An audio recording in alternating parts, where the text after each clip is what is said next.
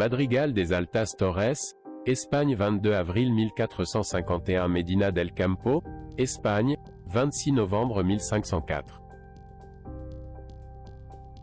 Elle est la souveraine la plus importante de l'histoire de l'Espagne. Durant son règne, plusieurs événements d'une importance extraordinaire se sont produits et ont changé l'histoire de l'Espagne. Premièrement, une alliance matrimoniale avec Ferdinand le Catholique qui unissait les couronnes d'Aragon et de Castille. Des années plus tard, l'annexion de la Navarre surviendrait. C'est elle qui a jeté les bases du premier État moderne. Un autre jalon de son règne fut la prise de Grenade, qui mit fin à la reconquête de la péninsule ibérique après 8 siècles d'invasion musulmane. La découverte de l'Amérique constitue sans aucun doute l'un des plus grands exploits de l'histoire de l'humanité. Le pouvoir que sa dynastie a accumulé à la suite de ces événements a jeté les bases de l'Empire espagnol des XVIe et XVIIe siècles.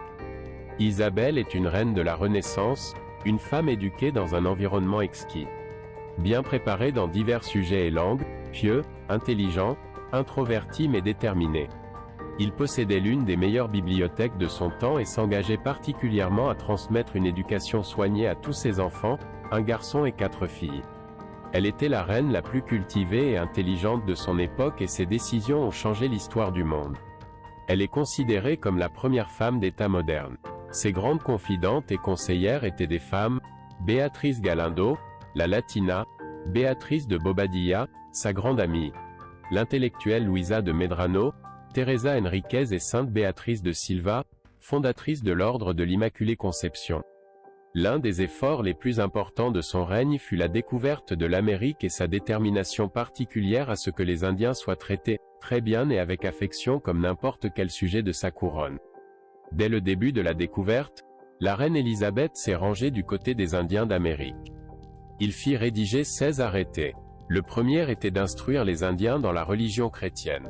Il a également ordonné de traiter les indigènes très bien et avec affection, de s'abstenir de leur faire du mal.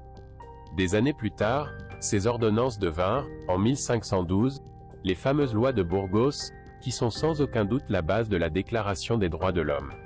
Dans les jours précédant sa mort, le 26 novembre 1504, Isabelle insista pour qu'elle défende la liberté des Amérindiens et interdise strictement leur esclavage.